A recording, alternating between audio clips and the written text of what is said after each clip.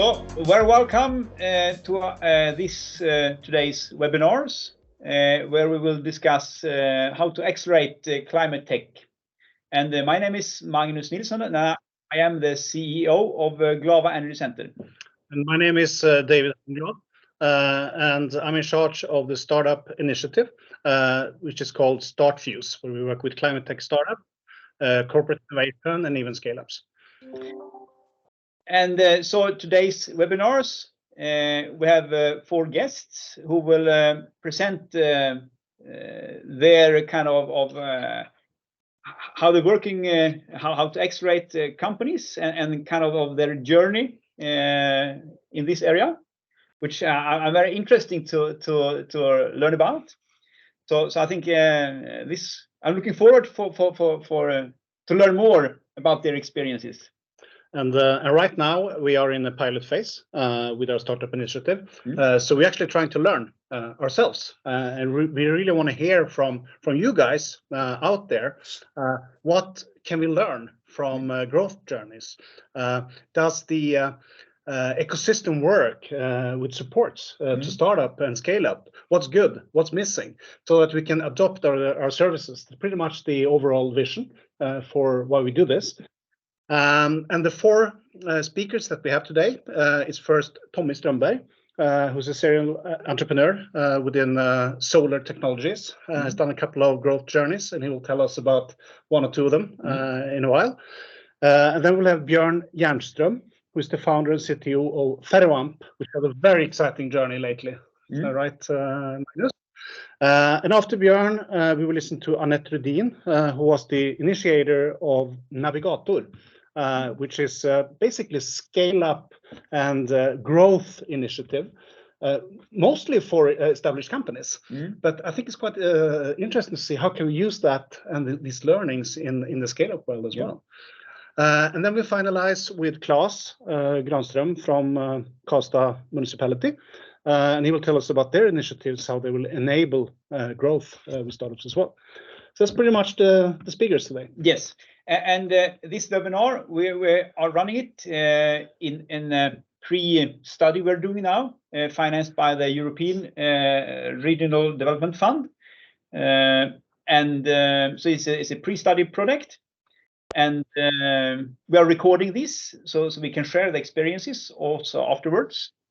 And the rules are that the person who is presenting is on camera, and the rest of you there turn off the camera and turn off your microphone. And when it comes to questions, we encourage you to write down the questions in the chat field. And if there's time, which I hope, in the end, we will actually read the questions and try to answer them with a panel. Because after the 4 speaks, we'll have a panel where we'll ask a few questions and discuss this as well. Yes. Yeah. So then, keep going. Yes. So then we very welcome to Tommy Strömberg, CEO of CC90. Very welcome, Tommy. Welcome. Well, thank you, gentlemen, and you have given me the opportunity to talk about presentationsläge. Is that you give me the opportunity to talk about how to scale up and grow companies in practice, as I've been doing the last 25 years, and you give that to me in 5 minutes. So this will be a quite quick journey, but I will not dive into one of the examples, more the feeling behind how to make a scale up and how to make a growth of a company in practice. Some don'ts, some do's. And this is my background. This is my last 20 years in the climate tech industry. It's been in Norway, China, Japan, and I'm also the chairman in Glava Energy Center organization that has invited you today to this session. But what I'm doing is building company within solar, within the climate tech sector, and find a way to make them grow, find the right ideas. And the last in this row is the CC90 Composite, who will be on a finance round coming year. So when you do a growth process, you have to decide where you are. What growth process do you want to have? Will you be there as a single lonely man in the middle, going to ride into the horizon like an easy rider, or do you want to bring people onto your team? Is this like the circle in the upper corner to build a team on growth, success, on business on the market? Or is it a small agriculture idea that you take to grow from below, from the roots? Or is the idea already so well established that you need to take the ladder and climb up on the edge? So what idea do you have, and what growth process do you see in front of you coming? And how is the idea? People are saying that I have brought a lot of ideas to the market. I never have done that. I have taken someone else's idea and put it in the right surrounding. There's a lot of ideas out there as it has a wrong home. It's the wrong team. It's the wrong commercial. It's something wrong with it. It's something around the surrounding. But the idea is great. A lot of the ideas you saw there, especially on the solar side and REC side, it was a great idea, and we brought it into industrialization, finance, capital, cost, market to build a company who was the largest company in the world within solar at that time. To take an idea, put it in the right team, not a bad idea in the wrong team or a good idea. Then we have this with energy. You as the entrepreneur need to have the energy to build your idea forward. And you need to have an idea of how you get your energy to refill your batteries. What is the team you have around you to make you go forward, to have the energy to build your idea, to get this growth into the market? If you're talking about growth, it's not to have an idea, it's just to industrialize it. How will you as the entrepreneur build the idea forward, and what will give you the energy to make it happen? And also, what will eat your energy? What should you take away that eats your energy every day? Some people do take them away. Some processes do. Well, give them someone else. Employ someone there to take that takes your energy. And the also point is your passion. With your passion, you should build a brand. You should build a brand out to the market. You should build a brand into an organization. You should build a brand in a way that your finance partners, your whole infrastructure team, your market say, I love this idea. I love this growth. I will do this every day. I will move it forward, and I will walk around and make 365 days with my own passion, because you need to sell the passion, and you need to sell the passion every day. People are quite often saying, well, if I had cash, so people quite often say, if I had no kids, a wife, family, whatever, I should do. If it wasn't for me, I should do. But the situation with cash comes. If you have the right idea, the right process, the right belief in the idea, then the cash will come. You need to bring your idea to the market in a way that the idea is there, the process is right, but also you as the entrepreneur will bring it forward. So the people having the cash have to believe in you, that they will get more cash back the other day is put in on you today. Then this, never be alone. Always bring a team that is better than you.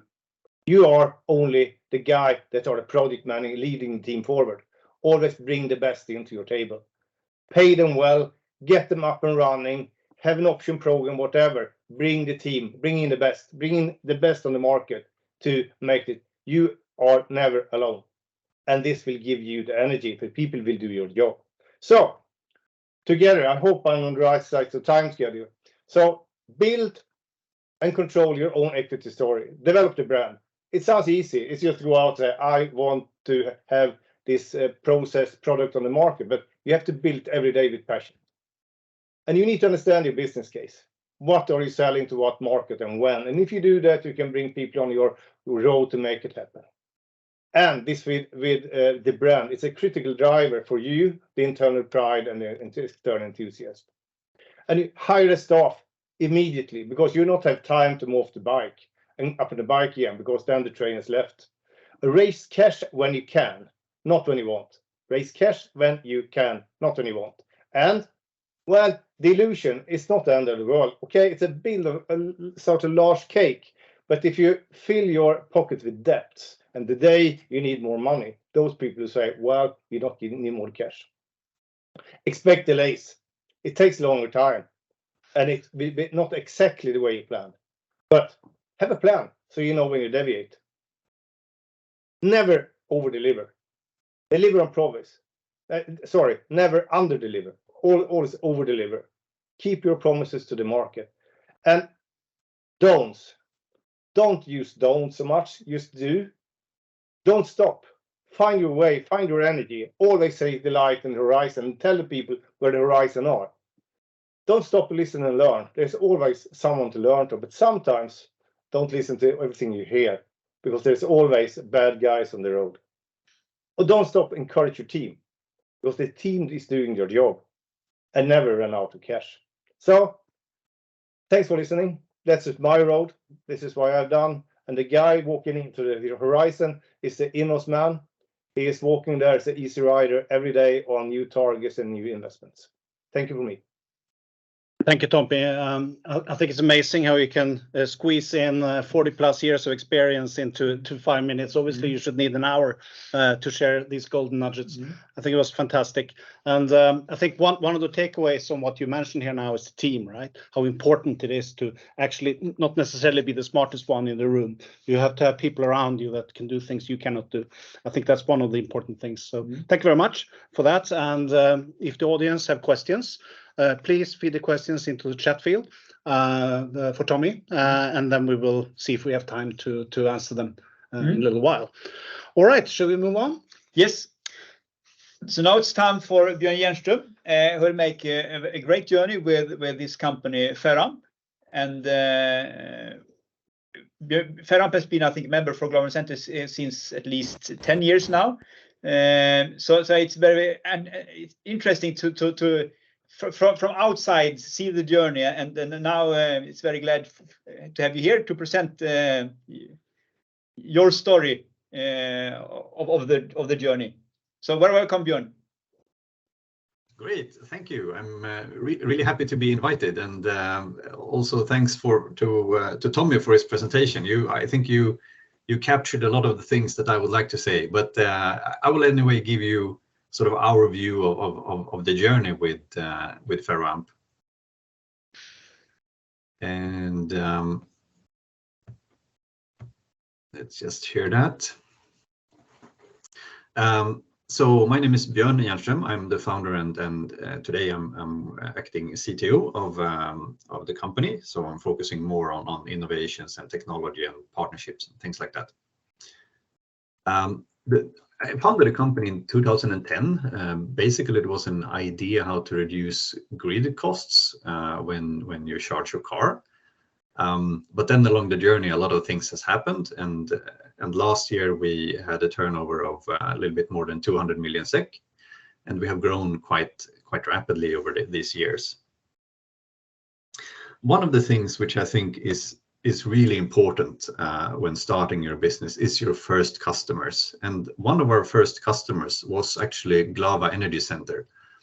I don't think Magnus knew what he bought when he purchased our first system, and I don't think we were aware of what we promised to deliver when we said that we would deliver it.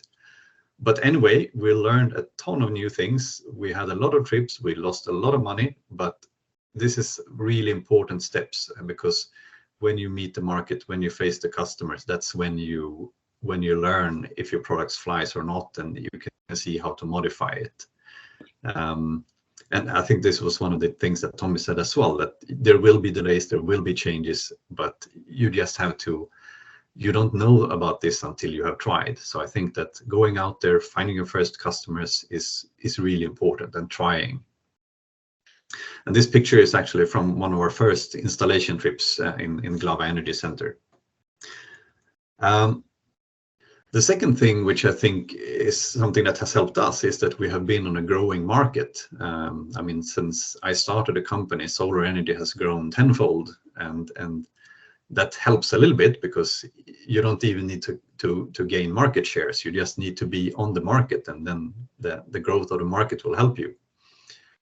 And this has truly been the case for us, because we have grown our market shares as well, but on top of that, we have been on the solar industry market, we've been in the energy storage market, and we are now also on the EV charging market, and all of these are growing individually, so that helps a lot. Winning prizes is also something that we have spent quite a lot of time on. I think this is really important when it comes to building your brand, especially in the early days. Maybe now it doesn't matter so much, but in the early days, I would say that prizes was an important part of getting attention, getting airtime in media and so on. So I think that was a really important part of building the brand. Then another thing which has been a lot of struggle throughout the years is financing. And I think this goes back actually to finding your first customers, to find someone that can verify your idea and the validity and then that want to pay for it.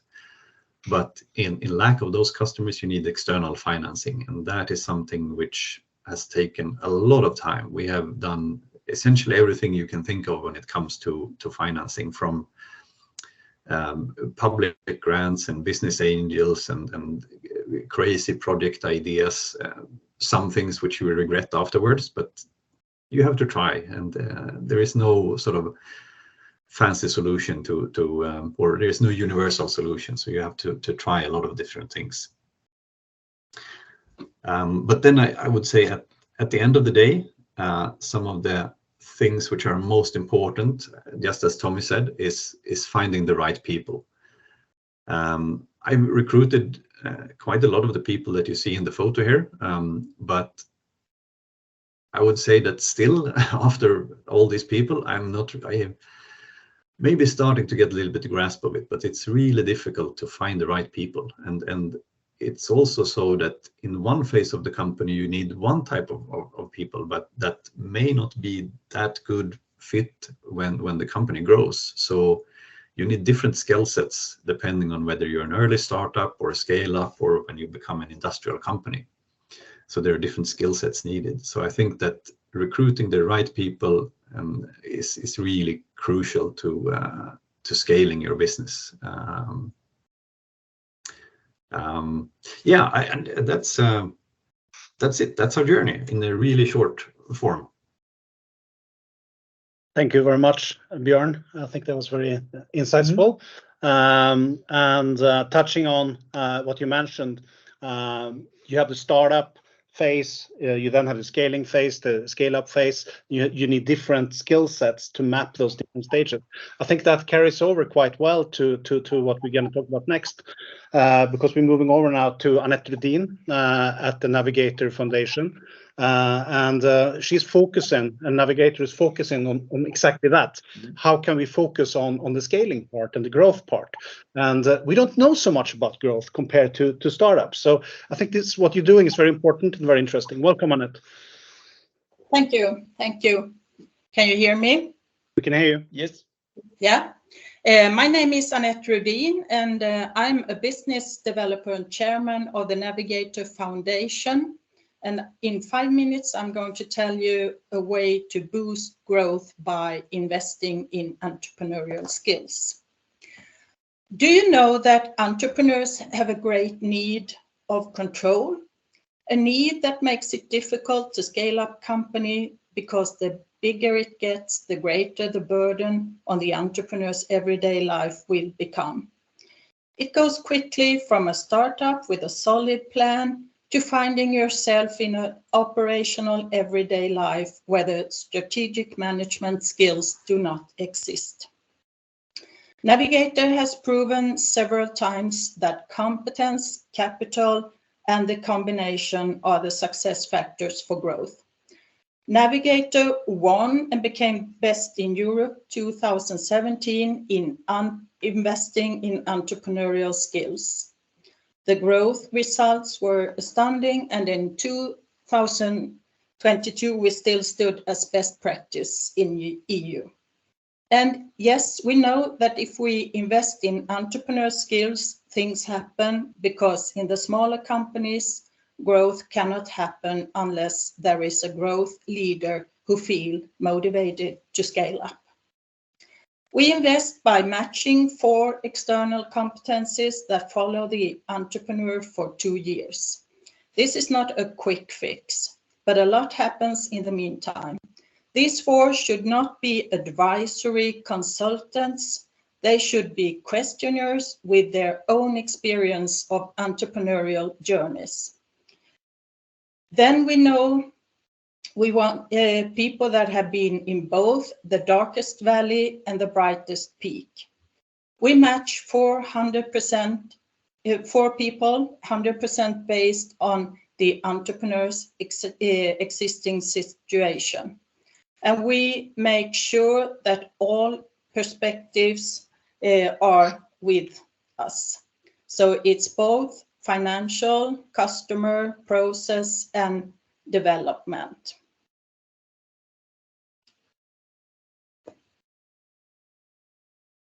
Why do we do this? What is Navigator's motivation?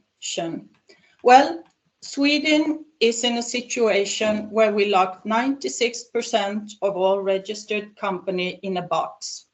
Up to 70% of them want to grow by increasing turnover and number of employees, but they don't have time or resources for that. And you can see that it's the flag, the Swedish flag is waving at the top without anything to connect to, because there are no big companies at the top of this pyramid. And we have the lowest productivity in the entire EU, and we have the lowest entrepreneurial activity in the Western countries. And it's women's that falls the most.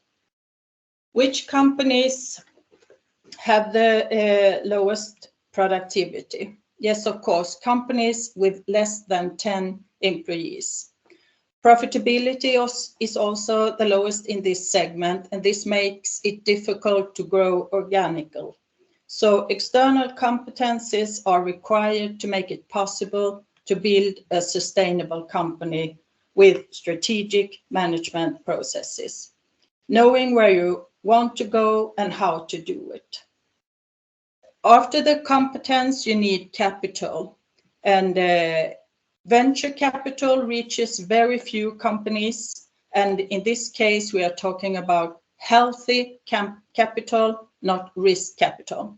Healthy growth that strengthens the growth leader, creates more jobs, buy more external services, is more innovative, digital, invests more in sustainability issues, etc. And the capital, why not from the bank?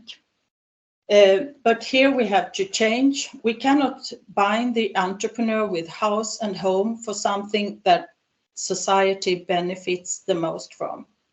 Think about it. Who benefits the most from each new job created? So when the banks say they want to strengthen their social commitment, the best way is to strengthen business life and to support entrepreneurial skills. And if we talk about sustainability issues, you will get nowhere without economic sustainability. It forms the basis for both social and ecological sustainability. So we have this box with growth companies, and they are just waiting to blossom. Let it happen with Navigator. We know it works. Investing in entrepreneurial skills pays off. Thank you. Thank you very much, Anette. Yeah. I think it's very interesting where you mentioned the quality of the capital, healthy versus risk capital, for example. So I think we'll touch on that later in the panel. That was a very interesting discussion, I think. We have one speaker left, Magnus. Yes, is that correct? Yes, we have Klas Granström from Karlstad Municipality, and which is an expansive a city which expands. So I'm very interested to hear, Klas, how you're working with these areas. So welcome, Klas. Thank you very much. And very nice to be with you here today. So you do see my presentation, I guess? You do. Yes. Yes, so I'm an innovation manager at Karlstad Municipality, and I will talk about a little bit how I'm a project leader for our plan for digitalization and innovation. and the municipality is it's a super big company with 7,000 employees. So so we have some. So if you really scale up, you can maybe use these ideas that we are using, but you can also see it as an inspiration to how to connect with us, maybe. So here you have the map where we are in Sweden, and so this is what we are aiming for. So not everything I'm going to talk about is on place, but we have some part of it. So we have this big boat on the left side where we are doing our digitalization. We have the big systems for HR and for economics and everything, and yearly budgets, and it's a slow-moving boat with processes on the left side. And on the right side, the thing we're trying to create now is the innovation system. And there you have governance. You have to choose what to innovate within, and you have the innovation lab and try to scale stuff within the organization. And what we find, what we are thinking about is, what we find out is like storytelling is something that really can connect both left side and right side here. And that's where I think you can come in to help us to find out what stories you think we should be on together with you guys. And we have a lot of areas where we can build up new stories, I think, for the municipality. So I will just share some examples. So here we have, for example, an area in Karlstad where we create stories with the people living in the area, and what do they want to do in this area. So they want to grow vegetables, they want to have a playground, so we can combine this with different ideas and different people and use this area to make the city more safe, for example. And here's another story. We're spending 7 billion Swedish crowns each year on food in our schools, the school meals. And the story today isn't that nice. Maybe we can use the school meals for doing learning, for a lot more. It could be an area of where you can chill out, maybe, and that's maybe not what you think of when you think of the school meals that you have experienced in your life. So we have some big resources where we put a lot of money in the municipalities, and we can change. Maybe we can change the stories here. Yeah, this is we are doing a lot within care for the elderly. So this is just an example of that.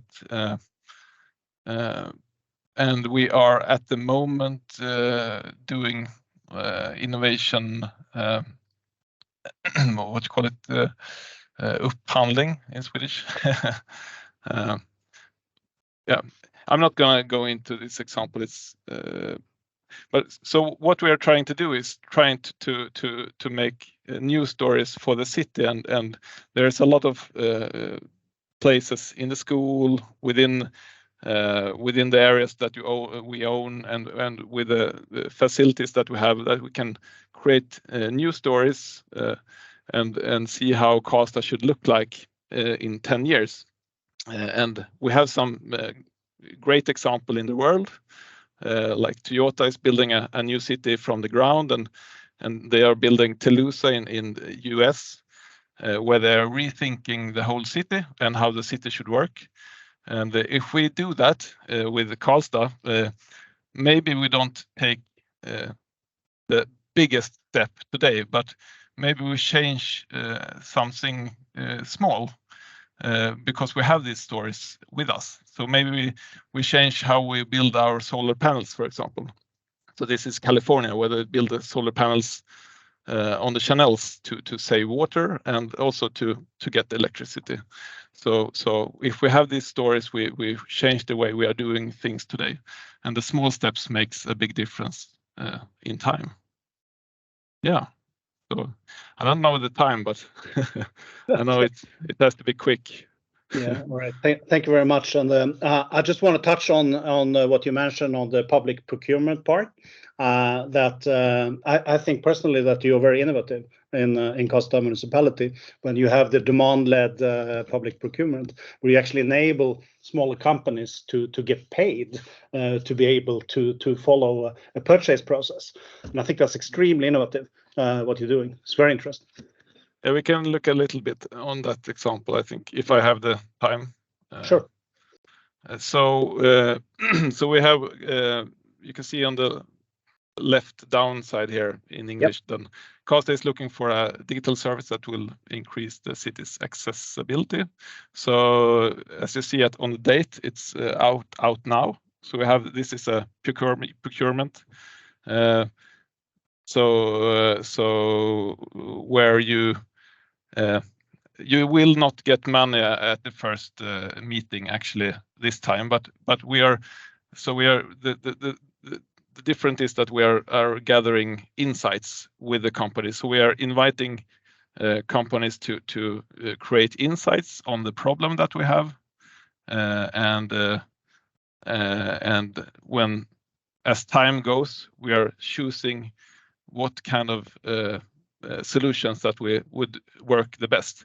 And at the same time, we develop solutions together with the companies. So this is a super nice thing to do with the companies, much more fun maybe than the most procurement processes that I have been to. So if you're having any idea on this procurement, you can find it on the website. So please join us here. And I think specifically to bring the small companies closer and develop the process together with the small companies, I think that's the innovation part here, because normally public procurement is very difficult for small companies. Yeah. It's a big hassle. So all right, thank you very much. I think that concludes the speaker sessions, Magnus. Yeah. And what are we doing now? Yeah. So now we'll have a short discussion with our panel. And about these questions. So please, your speakers, can you turn on your cameras and microphones? Again, Björn, Tommy, and Anette. Perfect. Yes. And as we mentioned initially, the audience are welcome to ask questions in the chat field as well, and then we can bring it up. In the meantime, I think we have prepared a few questions as well, Magnus.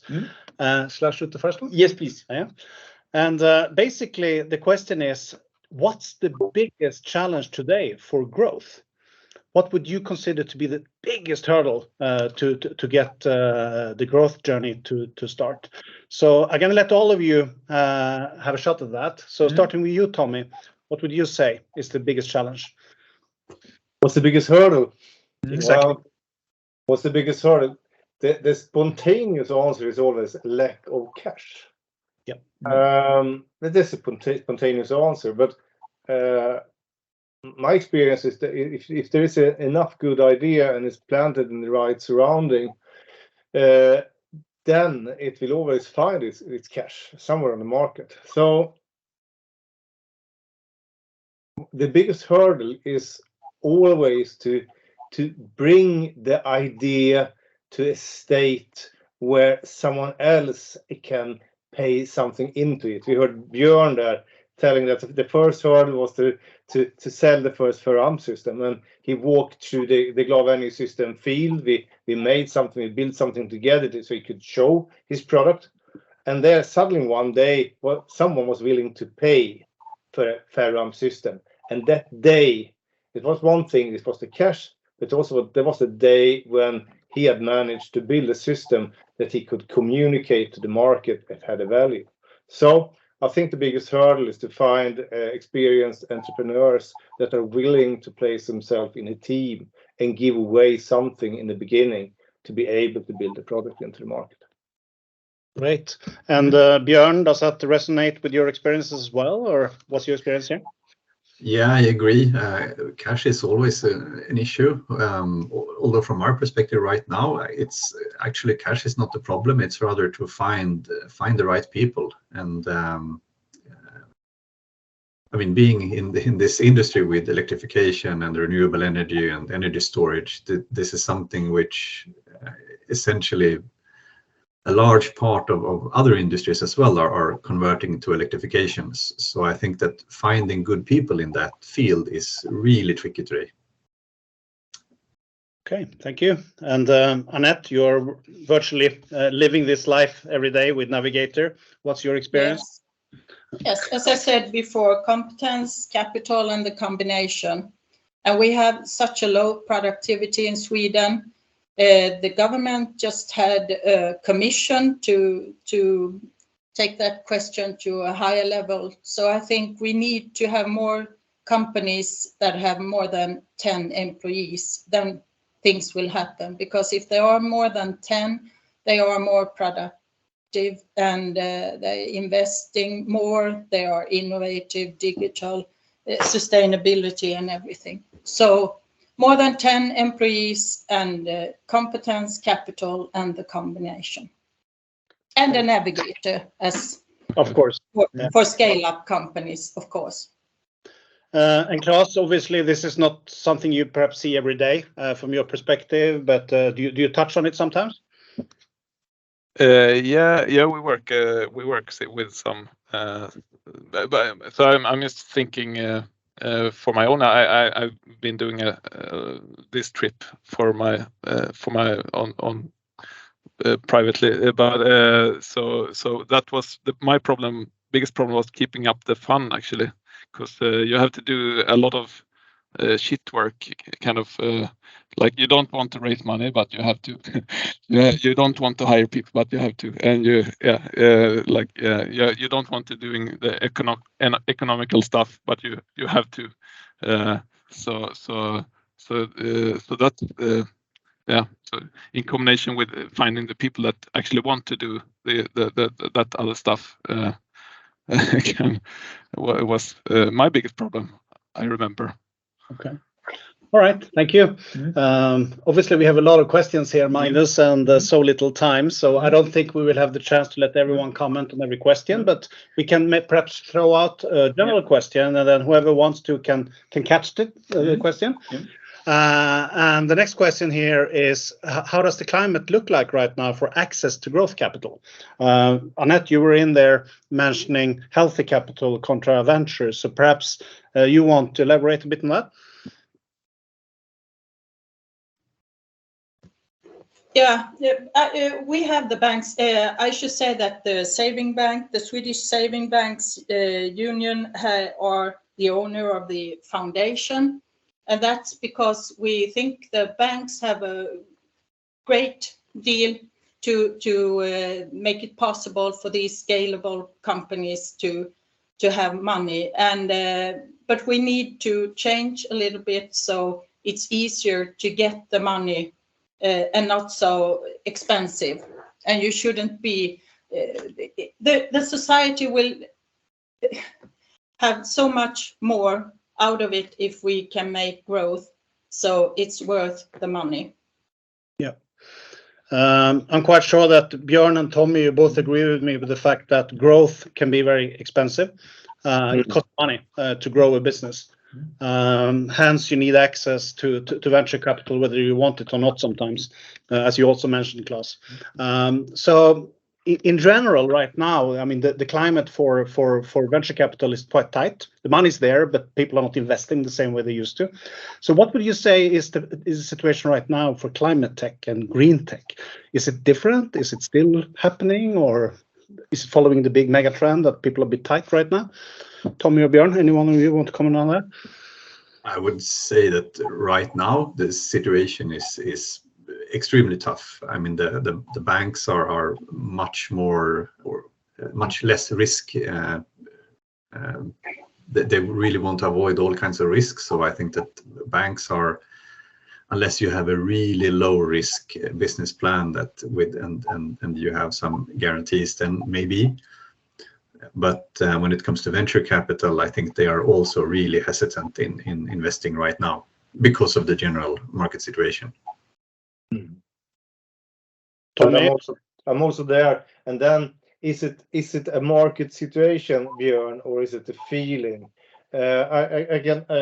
When walking around and listen to other entrepreneurs, at least the clean tech area is still there. The whole Europe invests in our area, so we're not in the worst field.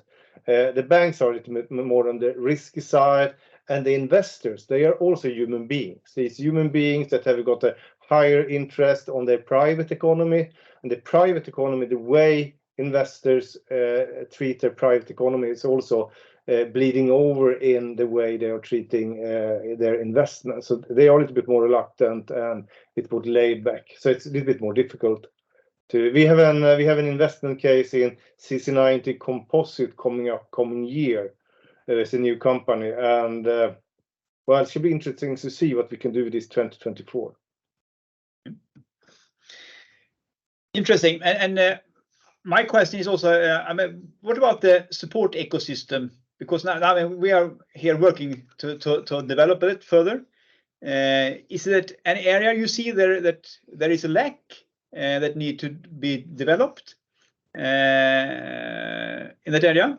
I see Anette, you're waving. Yeah, we used to say there is a gap.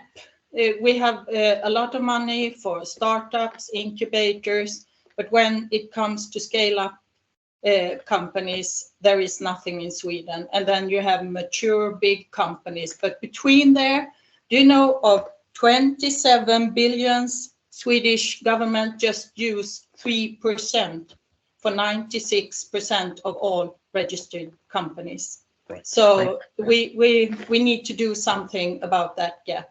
Yeah.